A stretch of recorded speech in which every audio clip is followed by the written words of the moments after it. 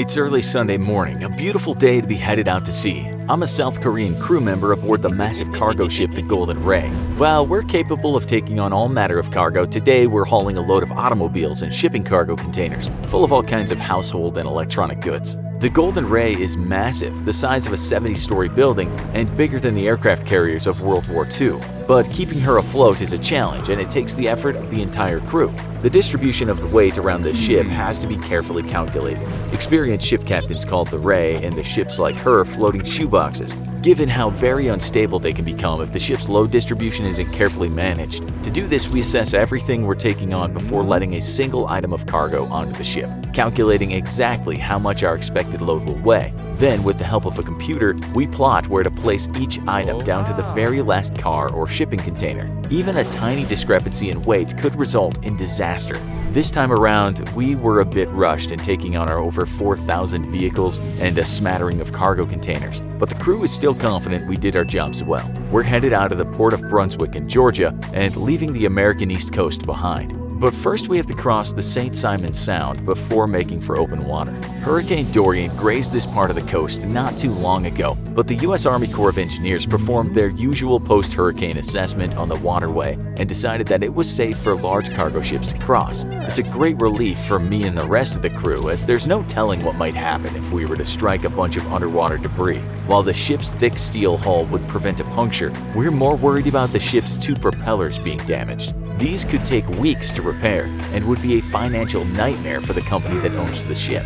After a busy night loading cars and a few shipping containers though, it's smooth sailing out to open sea. We pass by many beaches and can see the American beachgoers gawking in awe at the size of our massive ship. I always like to watch people as we sail in and out of harbor. Getting to meet new people and experience new cultures is one of the biggest reasons why I became a merchant marine in the first place. Suddenly though, the ship lists slightly to its side, just a few degrees at first. I feel a bit of alarm rising up inside of me. The waters are calm and smooth. We shouldn't be feeling the effects of the waves at all. Something else must be wrong, I realize. A growing cold feeling of dread sneaking up my spine. As if to reassure my worst fears, the list suddenly grows worse, and what started off as a 2 or 3 degree list is now about 6 degrees. Across the various cargo decks of the ship, I can hear car wheels squealing as they slide across the floor. The brakes are engaged and they've been chocked in place, but the list is too great to resist. As the cars shift to starboard, I know deep down inside that the ship's fate is sealed. The comparison to shoeboxes by other sea captains aren't wrong. Our ship is very wide,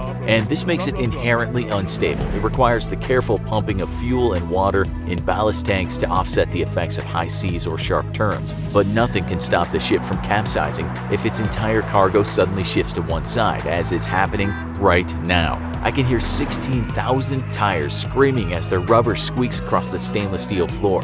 I barely have time to react before suddenly the entire ship lists completely on its side. Furniture and all kinds of items go flying across the room, and I'm slammed into what was formerly the right wall of our engine room.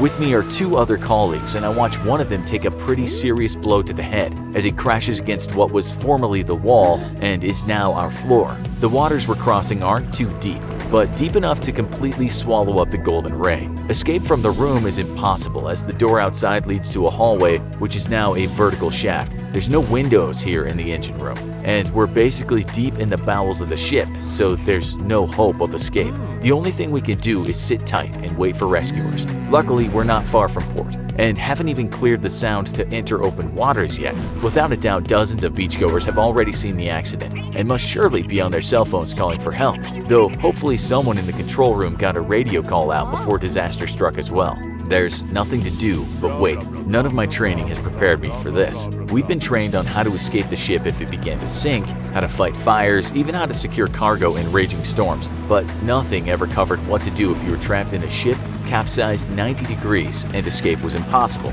The engine room is hot, really hot.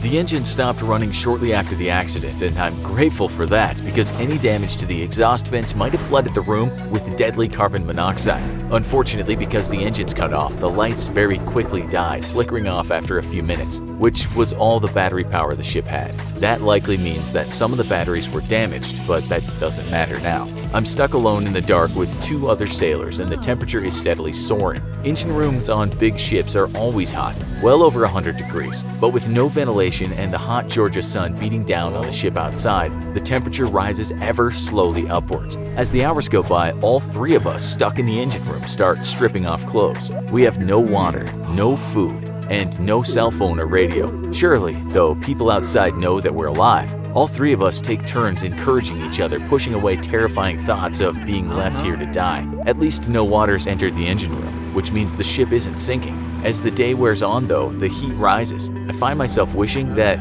at least part of the ship would flood. I'd give anything for cool, refreshing water right now. Suddenly, we can hear banging on the hull right outside our engine room. Shouting for joy, we pick up whatever we can find and start banging back. We barely hear a voice through the several inches of steel shouting back at us. "This is the U.S. Coast Guard. We will rescue you. Hope we're not going to steam to death in our overturned pressure cooker." An hour later, we can hear the sound of a blowtorch cutting through steel. We make sure to back away so we don't get accidentally cut or burned and await eagerly as the torch works its way through the thick steel of the ship's hull. After a half hour, we can start to see the metal on our side of the hull glowing cherry red. Then shortly after, the torch breaks through. It's a small hole, but it's enough to communicate with the people outside. The American Coast Guard has been pulling survivors out of the ship all day long, determined to save the life of every single crewman. I've learned that we're some of the last survivors being rescued, and that specialized equipment is being flown in to rescue us. The blowtorch can't cut a hole wide enough to free us. That would take far too long. So industrial cutters are being flown in for the job. For now, we have to remain in the overturned engine room. The heat is now over 150 degrees and it's hard to breathe. I feel faint and try as hard as I can to keep myself and the others awake. The hole that the Coast Guard cut was just big enough to push through bottles of water and food. And I didn't realize how dehydrated I was until I drank 2 bottles of water within seconds. I try to pace myself with the rest. I know that heat exhaustion can cause nausea and make you want to vomit the water you drink, which only adds to the dehydration. Right now, it's all about keeping our spirits up and surviving. Nighttime comes, and the Coast Guard officers outside the ship reassure us that they haven't given up on us. Don't give up hope, they tell us, and they push through more supplies. Someone always stays near the hole, so we have someone to talk to. And in the darkness, the voice of a friendly rescuer is enough to keep us going. The next day, just after sunrise, I can hear the sound of what must be the industrial cutters the Coast Guard has been waiting for. Diamond-tipped saw blades start chewing into the hull of the ship, but it's agonizingly slow going. The temperature didn't improve much over the night, and we're all starting to feel the effects of extreme heat exhaustion. Luckily, the Coast Guard keeps pushing through ice-cold bottles of water for us, and the cold water tastes like heaven. Hour after hour passes. The saw is gradually getting closer and closer, but impossibly slow. My head is swimming. The heat is so severe, it's really starting to get to me. I talk with the others and we sing songs to keep alert and keep our spirits up. After a few more hours, the saw blades are so loud that we can't hear each other unless we shout anymore. But at least that means the rescue is close. Finally, it happens. One of the blades cuts through the steel on the wall, and slowly a large opening is cut into the engine room. Coast Guard rescuers are there, waiting for us, helping to pull us out and along the small tunnel they've had to drill through the hull. In moments, I can see light for the first time in almost 2 days, taste fresh, sweet, beautiful air. Behind me, the air venting out of the engine room feels like a blast of a furnace, and the Coast Guard rescuers had to work with ice packs in their pockets just to stand the extreme heat. We are rushed off to the hospital, and later I learned that a 4th crewman was rescued from deeper in the ship. He'd taken refuge behind a blast-proof door, and that required a specialized saw to cut through. In the end, the ship is a total loss along with its cargo, but not a single one of us died, due in no small part to the heroic non-stop rescue efforts of the U.S. Coast Guard. How would you survive in the dark and heat for almost 2 days? Have you ever been in a ship accident? Let us know in the comments. And as always, if you enjoyed this video, don't forget to like, share, and subscribe for more great content.